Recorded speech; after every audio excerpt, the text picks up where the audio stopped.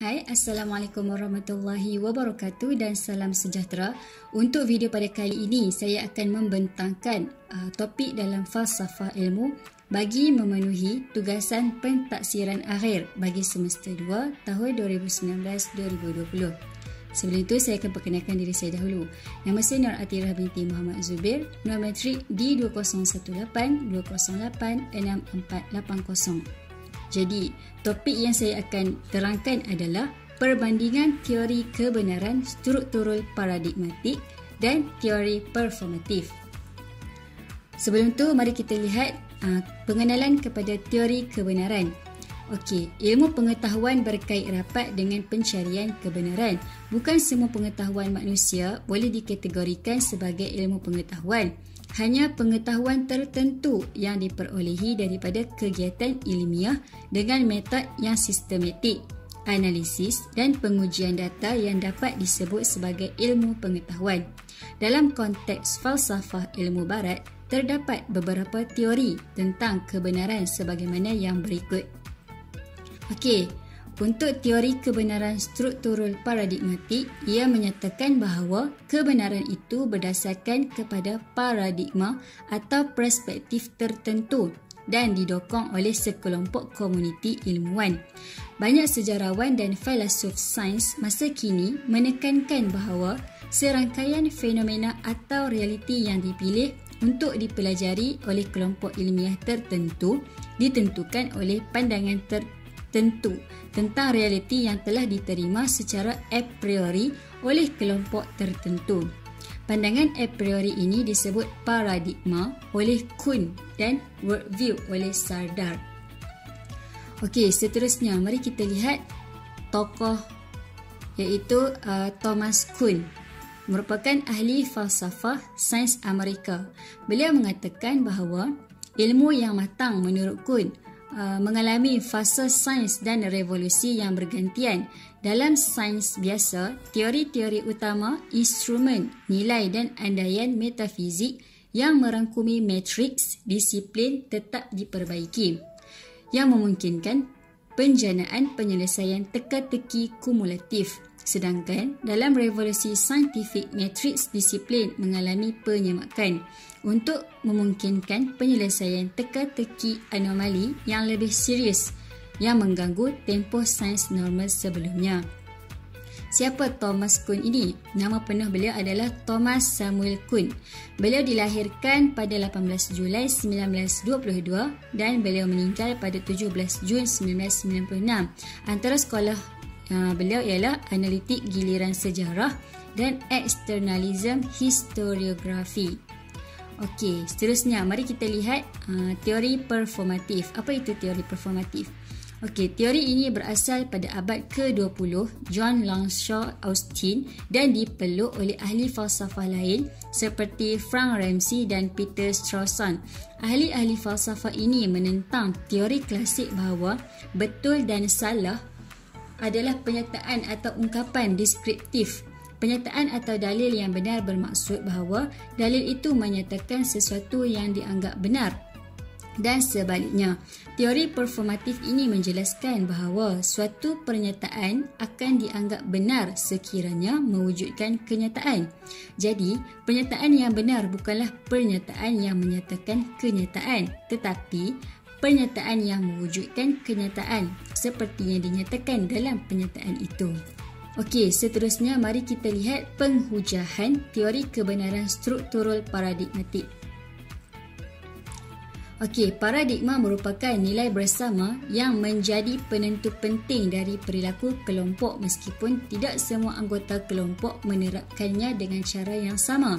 Paradigma juga menunjukkan keanekaragaman individu dalam penerapan nilai-nilai bersama yang memenuhi fungsi-fungsi esensi ilmu pengetahuan.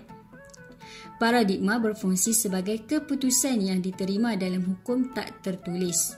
Pengujian suatu paradigma terjadi setelah adanya kegagalan yang berlarutan dalam memecahkan masalah yang menimbulkan krisis. Seterusnya, Pengujian ini adalah sebahagian daripada pertandingan di antara dua paradigma yang bersaing dalam merebut pengiktirafan masyarakat sains. Falsifikasi terhadap suatu paradigma akan menyebabkan suatu teori yang telah dimapan ditolak kerana hasilnya negatif. Teori baharu yang memenangi pertandingan akan mengalami proses verifikasi. Proses verifikasi falsifikasi memiliki kebaikan yang sangat dekat dengan kebenaran dan memungkinkan adanya fakta dan teori. Perubahan dari paradigma lama ke paradigma baru adalah pengalaman yang tidak dapat dipaksakan. Seterusnya, sesungguhnya teori kebenaran struktural paradigmatik ini merupakan perkembangan dari kebenaran korespondensi.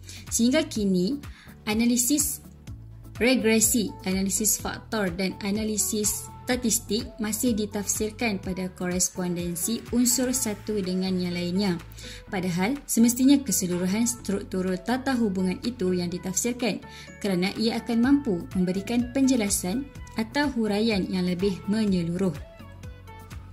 Seterusnya, untuk teori performatif, teori performatif menyatakan bahawa kebenaran diputuskan oleh pemegang autoriti tertentu. Sebagai contoh, penetapan pihak kerajaan untuk melaksanakan program pembelajaran mata pelajaran sains dan matematik menggunakan bahasa Inggeris atau dikenali sebagai projek PSNI. Sebahagian masyarakat beranggapan bahawa program tersebut adalah baik dan benar untuk dilaksanakan di Malaysia kerana ia telah diputuskan oleh pihak berautoriti walaupun keputusan tersebut bertentangan dengan bukti-bukti empirikal. Dan kebenaran performatif dapat membawa kepada kehidupan sosial yang rukun, berperaturan, tertib dan stabil. Namun, kebenaran teori tersebut juga mempunyai kelemahan seperti tidak mendidik anggota masyarakat berfikir kritis dan rasional.